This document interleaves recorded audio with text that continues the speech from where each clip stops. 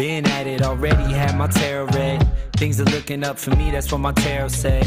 Been pumping out pheromones and wearing red. Young Jerry Lawler, a king, but they're not aware of it. $40 is show money, that's what they stole from me. Blow it all bowling, guess I roll funny. Go find me a snow bunny, ask if this cold world's making her nose runny. She melted, I wear a cape that is velvet. Couldn't see it, she felt it. See it all like I'm Elvis, move my hips like I'm Elvis. I don't pitch it, I sell it. Couldn't picture me jealous, turning fans into zealots. Tuning in when I tell it. There were 15 people at the gig, saying, oh my God, what fun this is. Did it all, did it right, did it big. Yeah, buddy, we were loving it. New cards, new deck, new life. King of Cups, he comes up right. Always, all days, all nights. Sing do-wah, do-wah, do-wah. New cards, new deck, new life. King of Cups, he comes up right. Always, all days, all nights. Sing do-wah, do-wah, do-wah.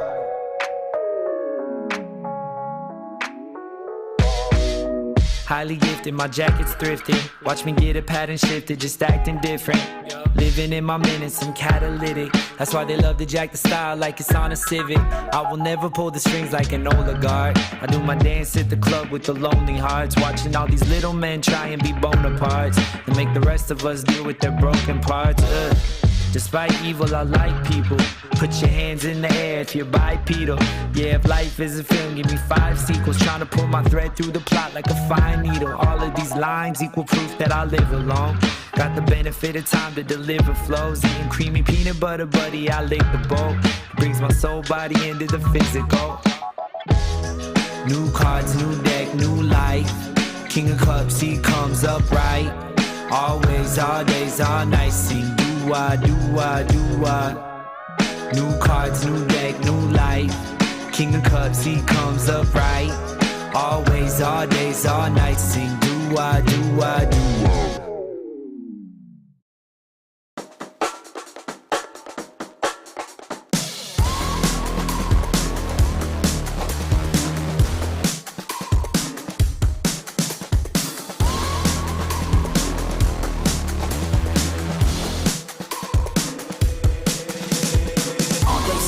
Such a weirdo, tattoos from my toes to my earlobes. Was a role model, I never had a hero. I learned how to live through the stereo. Coming from where I come from, the inferior. Everything you see ain't what it appears though. Everything that I built made that from zero, then added a zero. I am my hero. You couldn't imagine what it's like in my mind. It's beauty and catastrophe at the same time. Remember they laughed at me when it was game time. Now I know that they mad at me, I'm one you can't find. I'm not from the day, I come alive at night. I'm not what you used to, couldn't recognize. They all on the ground while I'm taking flight. And you're welcome to join me, I promise I won't bite. Things they say, they're never getting in my way. And even if I make mistakes, I will always see them through. Cause I don't wanna play your game. I had enough, I'm burning up so hot I just break your chain. You can never stop what's building up inside of me.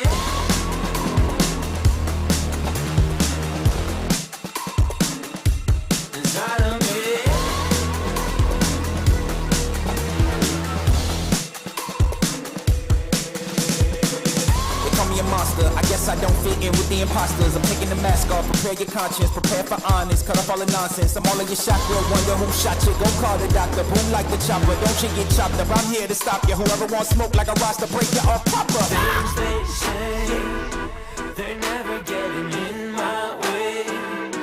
And even if I make mistakes, I will always see them through. What's that? Cause I don't wanna play your game.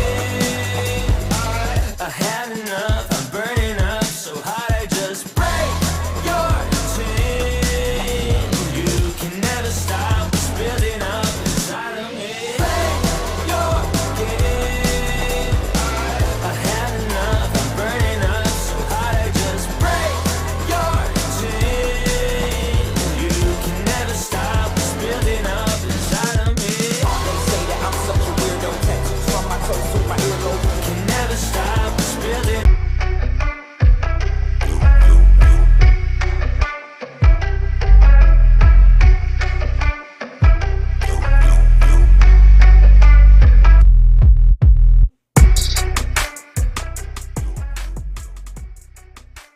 people in London, Afghanistan, the moon, wherever you might be watching. Thanks for tuning in here in our downtown Mansfield studio. But I can almost guarantee you'll be happy you did. My name is Brian Skronsky. I'm going to be doing my best Jason Derulo tonight because I'm solo. I'm riding solo. Yeah, that means no Travis Berardi. He is down in Howard tonight. Matter of fact, he's on a live stream. East Knox, their home opener against Pleasant. It looked like the Bulldogs were going to hang around early. Not going so well now. Looks like they got a running clock going late in the fourth quarter in that one. So, 60-22 is the count over there, so you can just keep it right here for all of the action. This is what we got for you guys. Gonna just have to grit our teeth and man up and talk about what happened Saturday at Ann Arbor, and then also what went down in Denver yesterday for the Buckeyes on Saturday, the Browns last night and that afternoon. Crap fest. So Lucas Wickiser is going to join me. We're going to break down all the action from the football gridiron over the weekend. Was not a great one if you are a fan of Ohio sports.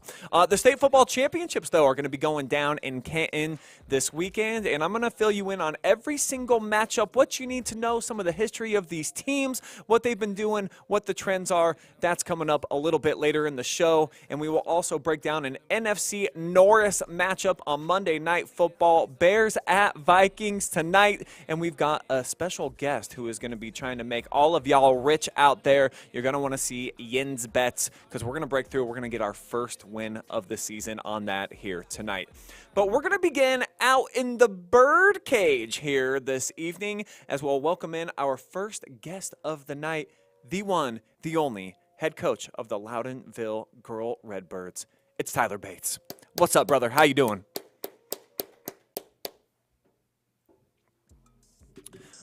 Yeah, I see you're hanging out in the man cave. You just gave me a great tour before we came on set. So it looks like you've almost got like the Jersey, like the BMG album club back in the day when you got all the CDs delivered to your house. Brother, you got a ton of them going on. Show the people at home, what are y'all working with out there?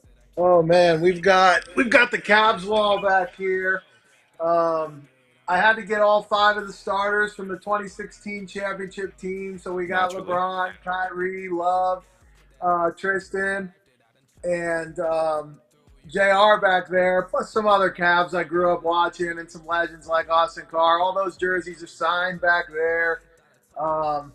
We've got over here, we've got the Browns wall with some signed jerseys too. We've got a little bit of room to add some down here at the bottom, and some Indians ones over here as well from some guys that we watched growing up. So fun stuff. Some pictures and some bobbleheads over here. Basically any Cavs bobbleheads that we've ever had, any Indians bobbleheads that we've ever had, and a lot of signed pictures of some guys back there too. So the Cleveland Man Cave here for me. Yeah, brother. That's the real deal. I'm pretty excited that you get to hang out in all that glory in your own man cave at the crib. And I understand that you made the trip all the way up to Ann Arbor on Saturday, so hopefully you didn't bring back any diseases from that place. Tell me about the atmosphere, though, TB, because obviously it's the biggest stadium in the country, and I know that they put on a pretty good show out there. Like, from top to bottom, is there a lot of tailgating and just all the bars around? But what's the activity look like up north? It's a lot different than maybe what you would imagine going to a game like that. Ann Arbor's pretty chill, honestly. The stadium's right off one of the main roads in town, and there's a high school across the street and a golf course across the street. So there's not a ton of room for tailgating. It's a pretty calm morning crowd there, especially with the noon game. People started hitting downtown at about 6 or 7 a.m., and there were about 111,000 people there, so it was definitely packed. But not a bad seat in the house there. It's just a big oval, and you can see the field from wherever you sit. And there was a lot of anger, a lot of feistiness before the game from a lot of the Michigan fans. Pete Thamel was down on the field, and some people were giving him the business. And obviously, big noon kickoff and college game day were both in the house, so it was definitely an electric atmosphere. And tough for me to remember many closer college football games than that one. It was a great game. Yeah, that was a pretty good contest. We're going to break it down with Lucas Wickiser a little bit later in the show. What I really want to know, though, when you're surrounded by that many Michigan fans, are they what you would really expect them to be? Is the pompousness, if that's a real word, does it just come off? Is there a particular scent that comes with being a Wolverine guy? No, no. I think that Michigan fans were well behaved, and obviously, I have to look around and watch my back when I say that around here. But it went pretty well, and everyone was behaved pretty well in the stadium. It was a good game. A lot of respect, from everyone there in town. So it was good, and I think obviously the Michigan fans were happy at the end of the game. No question. No question about that. So, hey, kudos to you getting to the Big Ten championship game and all that. So enjoy next Saturday and whatever comes beyond that. Great run for you guys right now. I'm really glad that the rivalry is back and that it's not something that it felt like it was kind of drifting away, getting away from what we all wanted it to be. So in some regards, I'm honestly, like, it sucks right now short term, but I think long term, when we look back on these times, that's going to be one of those things that it brought it back, baby. The two creams of the crop in the conference. But enough with all that. All right, let's talk about some Lady Redbirds hoop, buddy. You've had a lot of great teams here over your time that you've been out there in Loudonville, but it seems like maybe expectations, this might be the highest bar that we've seen. Do you feel like that's true with the collection of talent that you have right now, that perhaps this could be your best shot to try to make a run all the way to Dayton? Yeah, we've got some high expectations this year. Whenever you do this for a while, I mean, this is year 11 right now for my assistant Rex and I. You hope you have some good teams, and you hope you have a number of cracks at it. And we've had some chances over the years, so I would never say one team's better than this team or this is the best team. None of that stuff. But what I'll say is that this team has worked really hard, and we're hopeful that they have a chance to have a nice season and make a little bit of a tournament run if the opportunity presents itself at the end of the year. Well, I think probably the entire state knows about Corey Vermilia at this point, but what about some of the complementary pieces excites you heading into tomorrow's season tip-off? Yeah, our other two seniors that joined Corey in that senior class, Sophia Spangler, she's a guard going to Tiffin University next year to play, and then Jenna Williams, who's played in a lot of big games for us, hit 45 threes last year. Both of them were first-team all-conference kids for us. They were there every step of the way with us this offseason. And, between those three in that senior class, we've gotten some great leadership, some outstanding work in the offseason, and we hope that, that'll pay off. They've all played a number of games. They've earned some accolades, and to come back and have a chance to do that as a senior class with some of these underclassmen that are itching to have bigger roles and, write their own chapter in our program's history. It's pretty exciting because, so far in the preseason, we've seen to have gelled pretty well. And obviously we'll find out here when the real games start, but everything I've seen in the preseason so far has been good from the girls. We got to talk about it, though. I mean, you got a generational type of talent, a girl that was up for Miss Ohio last season in Corey. How has your relationship developed watching her just take her game to the next level and the next level, as far as when you got somebody who's that good at her craft and understands basketball as well as it looks like she does she get a little bit of say into game plans or sets or anything? Do you allow her to give you maybe some tips or advice about what she sees on the court? Oh, for sure. Corey knows she can come to us as all of our kids can. We've always said as a staff, if the kids are invested, please come say something to us. Some of them do it a little bit more than others. Some still don't feel comfortable doing it, where we'd love them to speak up, but they're all welcome to do that. Corey's such a great teammate. Her teammates respect her so much. So when she does speak, everyone listens. I mean, it's a girl that played last season on 2 broken bones in her foot the entire year. Days she could hardly walk, and she's out there playing and having the year she had. At our last scrimmage, got her nose broken, comes to practice the next day with 2 very bad black eyes. Never even said a word for us, didn't take herself out of the scrimmage. I didn't even know until the next day.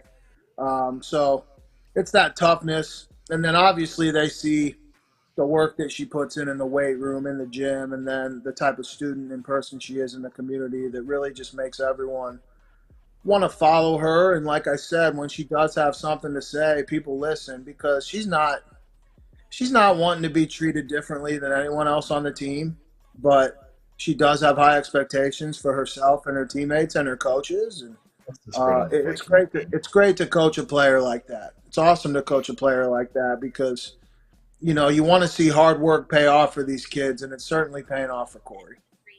Yeah, the proof is in the pudding, and the statistics, they back that up. And you can tell that she's a well-spoken kid. She always giving credit to her teammates. She understands that this is a team game. She couldn't be doing what she's doing without, all the rest of the girls that are out there on the floor. So, real basketball, man, it starts tomorrow for you. When you go like this whole first week, you've seen all the other girls tipping it off, and, you go through the long struggle of the off season and the weightlifting. Does this feel like, it's your chance to finally, let loose out of the cage and get ready for what you've been working towards? Are you salivating for tomorrow night? Yeah, I'm excited for tomorrow night. I'm really just excited because I know how much the girls want to go play someone else. And to have the chance to do it in our home gym against a good team like Lexington that obviously has a new coach who's putting a lot of time and energy into the program and some great young players, it's a good opportunity for us to open the season and see where we're at. Just seeing how excited the girls have been in practice, as we get ready for the first game makes me happy for them, and I can't wait to see how they do tomorrow out there. The anticipation for opening night for you, is it higher than Ohio State, Michigan on Saturday, or where's that fall in the Richter scale? Hey, I've coached about 200 girls basketball games at Loudonville. That was my first Ohio State Michigan game. So there's a different level of excitement for both of them. Someone in Ann Arbor told my family and I that they were told that was the most highly sought after ticket in Big Ten history. Wow. On Saturday. So for us to be able to be there in person was something that I'll never forget. I think that was a different type of excitement, than getting ready for this season. Hopefully tomorrow's the start of something special for us, and we can have some big games down the road. And, in the meantime, we're just going to go out there and try to get better each day. Hey, well, we're definitely looking forward to the journey, I should say. We're going to be there for a lot of your games. I think more than half of the season, so it's going to be really cool to see.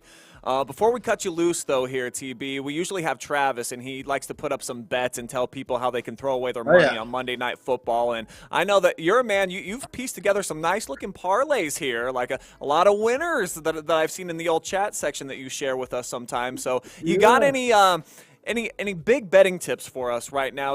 Are you seeing anything as far as maybe an NBA game or Monday Night Football that you got a couple dollars on that you really like?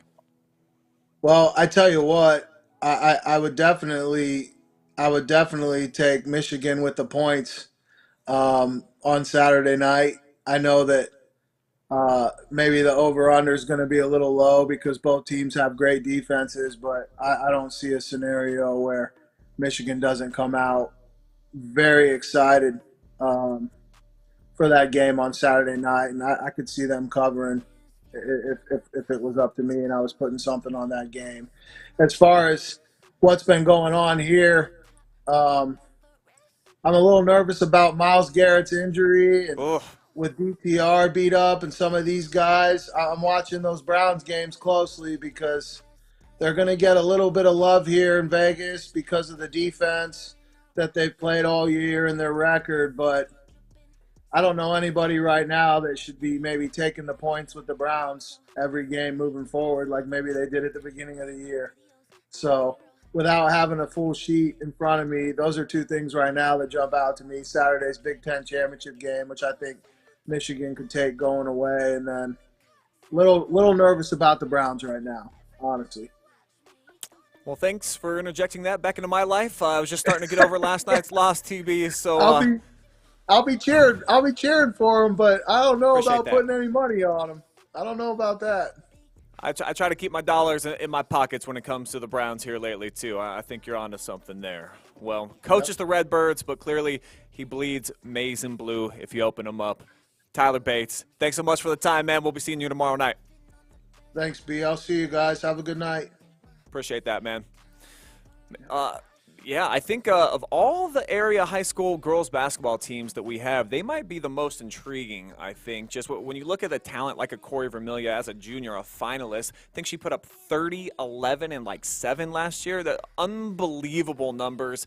A lot of seniors around them. This is going to be a team that's why we're going to be covering them so much. We're going to try to get some cool exclusive access with the Redbirds and Tyler's team throughout the year. Maybe catch some of the pregame talking points in the locker room and some of those post-game speeches, and just really looking forward to the coverage we're going to be providing. So, keep with us here on the OH Report for everything Loudonville Redbirds. We're going to have some of the fellas, too. We're not going to shy away from having them on here, too, live and free. But it all starts tomorrow night, Lexington, heading over to the Birdcage to take on Loudonville. And you can watch it right here on the OH Report.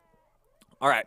And then there were two when it comes to high school football, though, guys, as we are down to the final weekend. It is championship week for the high school state football playoffs. So the best two teams in every division going to be meeting down in Canton on Thursday, Friday, and Saturday. So what I'm going to do, I'm going to give you guys a little look in at every single matchup, and I got some nuggets for you. We're going to start with the big schools. We'll begin with Division I, and we'll show you, thanks to Martin RPI, he makes some unbelievable graphics for us to take in on all the different social media accounts. And there it is. That's the entire Division I bracket, and that's how the tournament has played out. But at the end of the season, for the third straight year, it is going to be St. Ed's versus Springfield. The Eagles won the last two titles, and this the 10th trip to the state championship game for St. Edward's, looking for title number 7. So obviously they're a perennial program. They be getting there just about every other year. And then on the other side, this is just Springfield's 9th playoff appearance, looking for their first championship. Wildcats, they've had a weird year.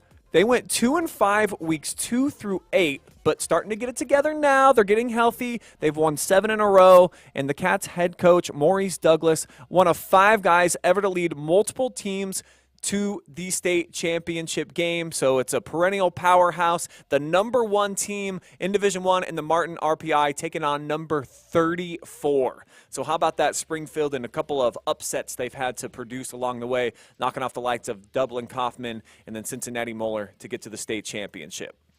In Division II, we've got Massillon versus Hoban, and the only loss for either of these teams coming to St. Ed's, that belongs to Akron Hoban.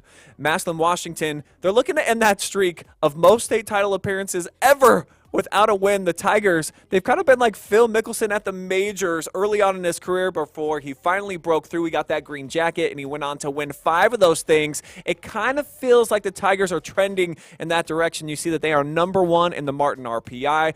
Hoban, number 3, though, so these are two really, really good teams. 7th state championship appearance, though, for Massillon. They've been voted AP champs 24 times, but they have never actually earned one on their own. Hoban on the other side, though, seeking their 6th title, all coming since 2015. They've been runner-up the last 2 years, though, so the Knights looking to avoid becoming the 3rd team in Ohio history to lose in the title game 3 straight years. That is a part of the record books that you do not want to be a part of. All right, break down Division III now. Toledo Central Catholic, who was last year's champion, who actually beat Hoban in the title game in Division II. They're taking on Bishop Watterson, who is 14-1, the defending D2 state champs. Irish returning their entire offensive line this year, and they've been dominant up front. They have just been crushing the competition along the way, and it was everyone's pick preseason to win the entire thing. That's why they are number 1 in the state. Washington, number 4. And the Irish, they got a pretty good track record. If they get to the finals, they typically win it 4-1 in state championship games. The Eagles have been there 5 times, though, too. 2-3, though, in such contests. They last ate the whole enchilada in 2010. And they've got the only defensive player, though, to be a finalist for Ohio Mr. Football, and Dominic Purcell. So who knows? Maybe they can slow down this vaunted Irish offense. Nobody's been able to do so far. As you see, they were averaging more than 40 points per game until last week. They knocked off the defending state champions in D3 in Chardon. TCC definitely looks like they are the favorites to win it all. In Division IV, Cleveland Glenville will take on Archbishop Alter from Kettering. The Tarblooders, they won it all last season. Their first championship in program history. And like Toledo CC, Glenville is going to be looking to be the 44th team to win back-to-back chips. So the Knights haven't won it all since 2009. They also won it, though, in 2008. They did lose in the finals in 14 and 18, so they've got a pretty healthy track record of getting to the big dance. And they may have, arguably the best defense remaining in any division, allowing just 9 points so far in their 5 playoff games. So, what a matchup last round, too, between the legendary head coaches, Ed Domsitz and Steubenville's Coach Reno, the winningest coach in the history of the state versus the third winningest coach in OHSA history. Now Ed is going to have to take on the legendary Teddy Ginn Sr. So you want to talk about some dudes that have hung the whistle around their neck for a long time, that have won a ton of games here in the Buckeye State. That's what we're talking about coming up in their Division IV championship game. In Division 5, it's the only matchup where we have 2 undefeated teams, Perry versus Liberty Center. It's the first championship appearance for the Pirates in 20 postseason appearances.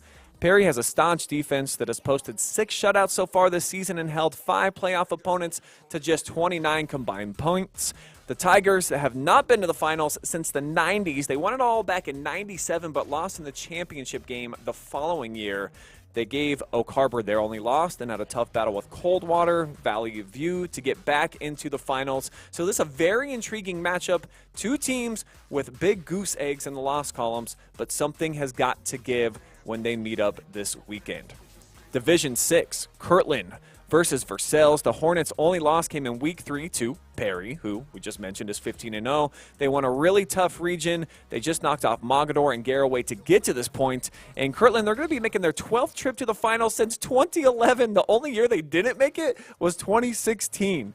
They lost in the title game the last 2 seasons ago, including in 2021 against this very opponent. So the Tigers, who have won 5 titles in the 90s, 2 more in the 2000s, will be looking to knock off Kirtland for a second time in 3 seasons in the state championship.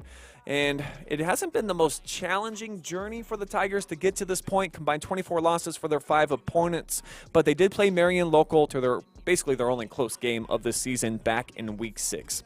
And speaking of the Flyers, how about in Division 7? Guess who's back? No surprise, Marion local. They're undefeated, 15-0. They're taking on Doughton, the Bulldogs, whose only loss is to Kirtland. So these 2 programs, much different playoff pedigrees, though. Bulldogs had never won a regional until this year, while the Flyers will make their 17th state final since the year 2000.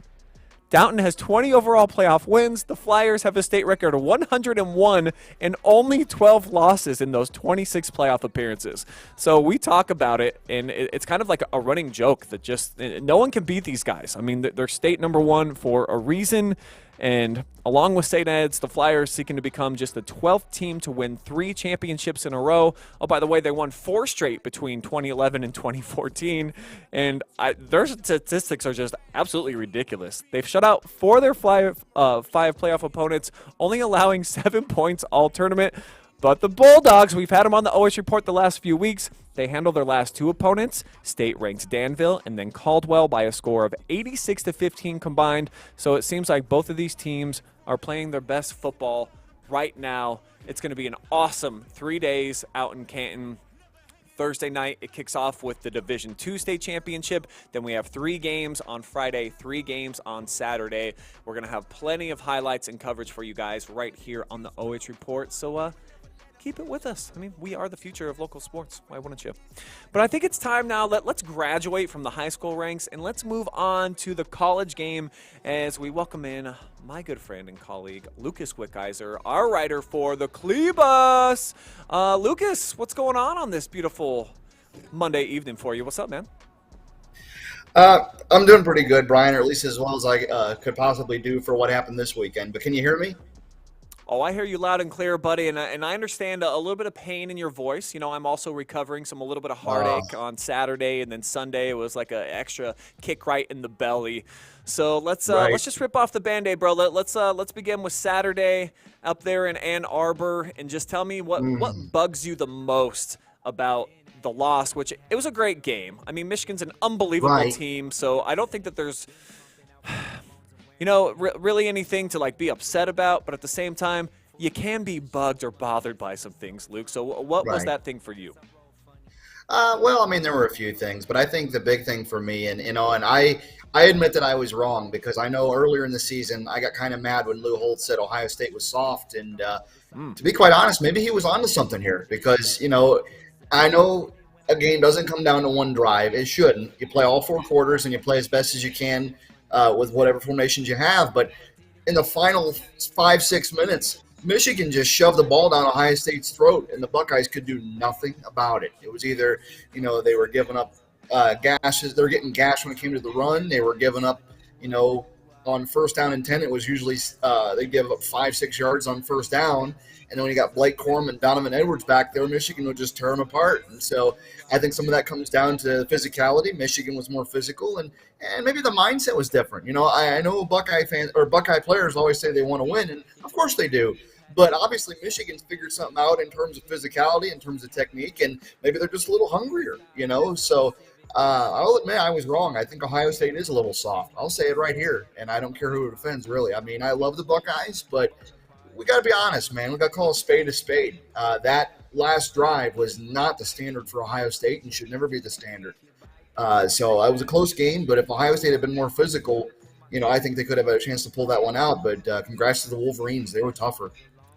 Yeah, there's levels to everything, and for Ohio State to say that they're a soft team, I don't know that I'm going to back you on that necessarily, but I think against Michigan, who, in my personal opinion, they got more dudes than the Buckeyes do. They got it rolling right now. They found some really tough kids that are willing to lay it all on the line, and you mentioned in your article that you felt like Michigan had a little bit more swagger, man. They had a little bit more toughness and grittiness. So, in your opinion, did you not really feel that from Ohio State? Did you feel like they were a little under-inspired over on the other side? I don't know if it was under-inspired. I just think Michigan controlled the game for the majority of the game. I think the only time I really saw Ohio State play inspired football was coming out of the half, or, when they had that touchdown drive in the third quarter. That was the kind of attitude Ohio State needed to have. I mean, they were running with Travion Henderson. Marvin was doing crazy things like he always does, and Ohio State punched it in, and I'm thinking, great, this is what we need, and then, like it seems for the last couple of years, the defense just couldn't get a stop when they needed to. I think some of that, like I was saying, was physicality, and other than that, maybe Michigan was just out-scheming Ohio State. Jim Knowles has got to go back to the drawing board, but that's what I saw. I think Michigan just, for physicality and just doing their job scheme-wise, they took care of business.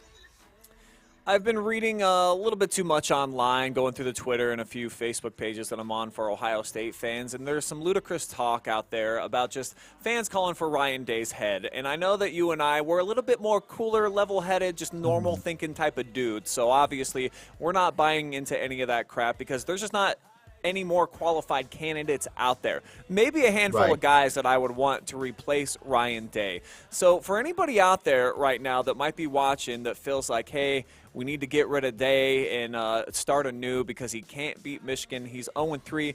Luke, will you talk a little bit of sense into him and just let him know just your feelings overall on what Coach has been able to do with recruiting, how he runs the program, and just overall leading men to be, better people and pretty darn good football players?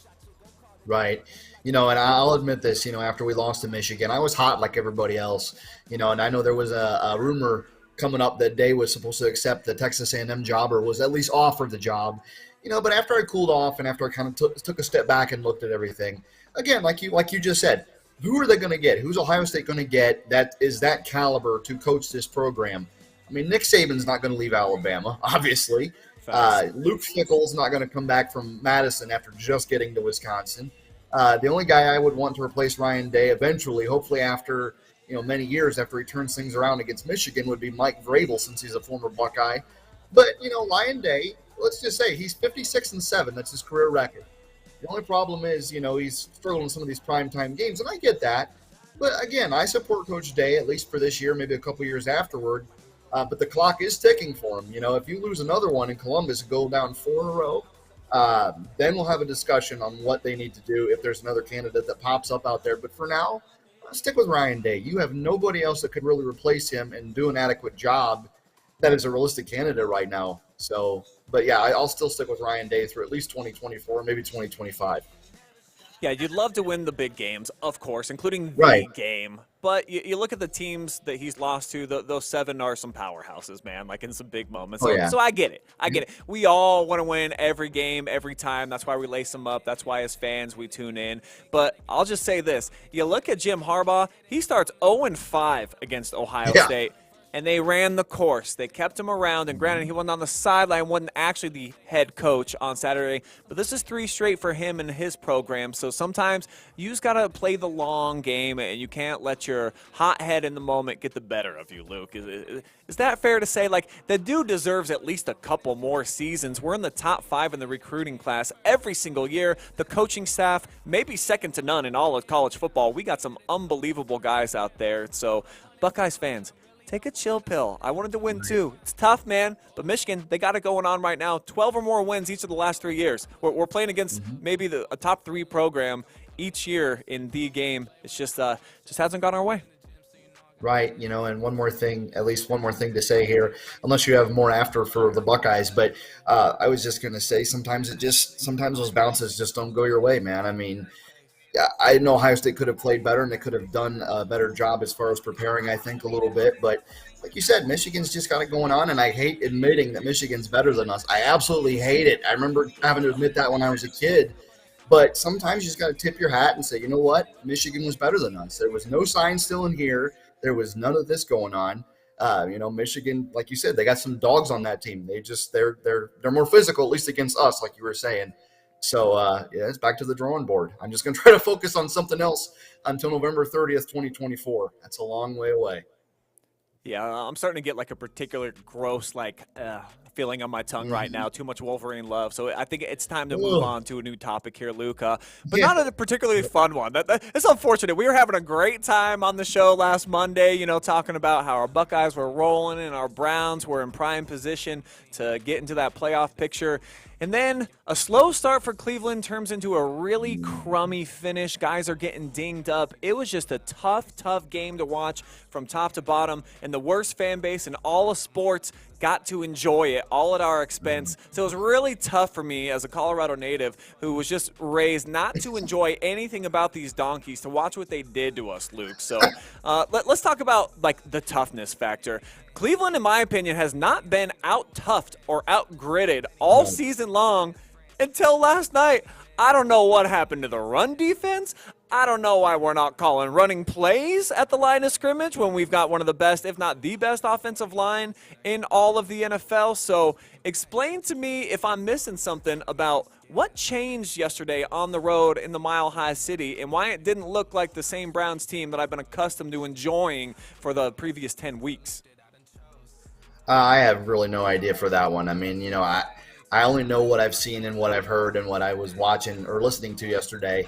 I don't know. Denver just jumped on Cleveland. They fed the Browns kind of a dose of their own medicine, which usually Cleveland, they're tougher defensively. They can sometimes jump out to a fast start. You also just can't play mistake-filled football. I mean, you can't turn things over early. You can't put Denver in a good position because if you look at it before they came into this game, they were 5-5, but they're fighting for their playoff lives. I mean, they treated this like a playoff game. And to be quite honest, Denver looked like a playoff team. I mean, they were opportunistic. They forced 3 turnovers, which I think they're now in their 5-game win streak. They forced 14 turnovers. Yep. They had 3 yesterday. So, they were opportunistic. And the one thing, though, on the other side of things with the Browns, I do not understand Kevin Stefanski's fascination with passing the ball on first down. Preach. He threw it, apparently, according to Darryl Ryder, he threw it 10 times on first down. Preach. Let me explain something to you, Kevin. You run the ball when you got a decent run game, even without Nick Chubb. You run the ball to protect your young quarterback. If you run the ball more often, he might not be hurt, but he's going through the concussion protocol because you decided to pass so freaking much. I don't get it. And then I also do not understand, nor do I ever care for, that cutesy little reverse sweep that he decided to do. We'd already turned the ball over twice before then. Why would you not take care of the football? I mean, I don't understand it. I mean, I know it's a lot easier for me to say some of these things because I'm not down there coaching, and I get that. But the reason we're saying it is because it's common sense stuff. He should know better than this. I mean, if you get beat fair and square trying to run the ball and Denver shuts you down and you're forced to pass, that's one thing. But when you have a rookie quarterback making his third career start and you don't put him in the best position to win, which he did not, I don't get it. And then you wonder why we are, kind of, I think, in danger of going down in a free fall here if we lose to the Rams. So I don't know what he's thinking. Yeah, rookie QB, banged up, hit in the mouth. He's out, getting evaluated right now. PJ Walker, pretty proven. We don't probably want to ride with him. A little bit unreliable. No. So words that I never thought that I'd speak in my entire life. Luke, are you ready? Is it Joe Flacco time? As weird as that is to see him as a Cleveland Brown, I would say it is Joe Flacco time. Maybe not. Maybe if it's just for this game, it's just for this game. But you got to protect your young quarterback still. You got to protect DTR. And Flacco, I think he still got something in him. I mean, he hasn't played in a while, but all you need, and like Daryl Ryder was saying, I'll go back to him. You should hear his rant on YouTube. He went off. You think I was frustrated. He went off. But anyway, the thing with Joe Flacco is, he can give you the spot start. He can make those, starts where he doesn't turn the ball over. You're not expecting an MVP candidate or Super Bowl champion level quarterback like he used to be. But as long as you're not turning the ball over, your defense is playing strong, taking care of business, which hopefully they regroup. You got a chance at it. If you play strong defense, run the football, and don't turn it over, you could win at least 3 of these last 6 games, which is probably what you're going to need to make the playoffs if you're Cleveland. I think you need to win at least 10 to get in there. Yeah, I think that was the exact note that I put down. We got to go 3-3, bare min down the stretch. And I seen Joe Flacco last year come into Brown Stadium with the Jets, and he pulled off a miracle comeback. So there's still some life in that old right arm of his. We'll see. But we got about a minute and a half here until Monday Night Football kicks off, Luke. So we do got to change topics here, and let's talk about the Bears taking on the Minnesota Vikings and Josh Dobbs, former Brown, versus Justin Fields, former Buckeye. If I'm giving you like a futures and you get one of these 2 quarterbacks for the rest of their career, who you want? Who you taking? Oh, man, I don't know. It just depends on the situation. Justin Fields, I don't think is in a great situation with the Bears, but Dobbs has kind of, I shouldn't say revitalized his career, but he's doing a lot better with Minnesota than Fields is obviously with the Bears. But if you're asking me to make a pick between the 2 teams tonight or just those quarterbacks? I'll take both. Which quarterback do you want? If you get to start square one, first player, that's who you're building around is those quarterback, and then who's going to win? If I'm starting over from square one with a quarterback, I obviously take Justin Fields. I mean, the kid's talented. I just think he's in a bad situation with the Bears. But as far as tonight, I'm picking the Vikings. I pick the Vikings. I think they're surprisingly only a 3.5-point favorite last time I checked.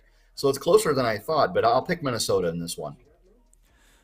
All right. Well, no Travis tonight, so we're going to bring in a backup bettor for Yin's bets. And we've got VP Jory Hollenbeck. Place y'all's bets now. This is what Jory's thinking. Okay, she's rolling with the Vikings. She's with you. She also thinks that Minnesota is going to be leading heading into the half, but not a ton of points. She took the under, 43.5. Josh Dobbs, he showed an ability to run. Looking for an anytime TD score from him. And then DJ Moore. What I love so much about this bet, Luke, you see that $10 commitment for the wager? That pays out $4.90 if it hits. So I honestly don't think that this is all that crazy. The under scares me a little bit. I feel like this game has like 35 to 39 written all over it. So I don't love the under, but everything else seems reasonable.